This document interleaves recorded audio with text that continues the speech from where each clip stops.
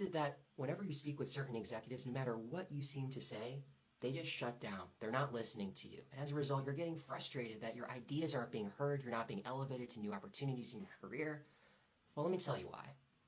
That is, you aren't thinking about this from their perspective. You're not thinking, how do they think and why?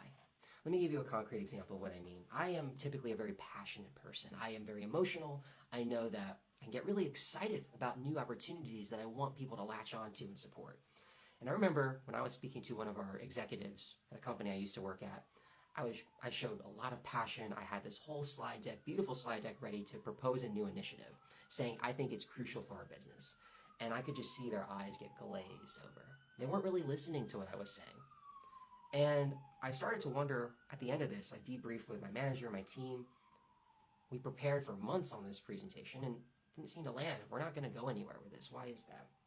And it wasn't until several months later when I had that aha moment. It was after talking with many other of that particular executive's peers on the executive team, doing one-on-ones, understanding how they think. And what I learned was that particular executive, let's call her Sally. Sally was just not into pitching. She's just not into pitching. She wants to have a dialogue. And specifically, she tends to shut down when she hears too many positive things about anything. It doesn't have to be your initiative. It could literally be about the dinner that she could order from DoorDash. It was just how she was wired. And when I heard that, it made me realize, wow, I should have taken a totally different approach to that presentation. I should have just started off the first 30 seconds, giving some context and overview of what our desired outcomes were for this conversation.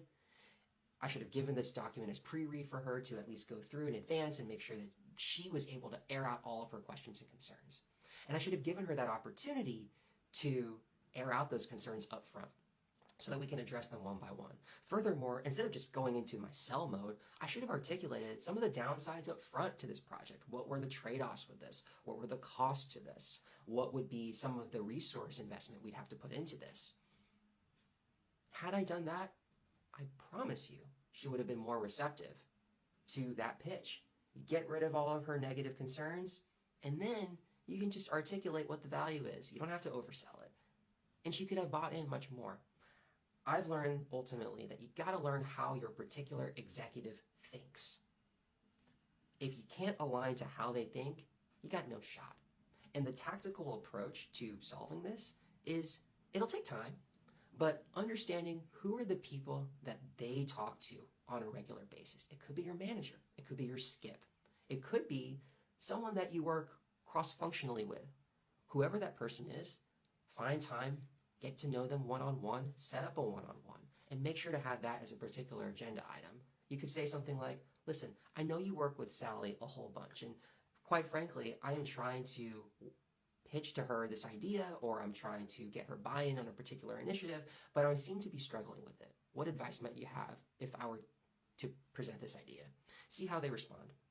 It's so insightful how you can learn from those who work most closely with those executives, how they think.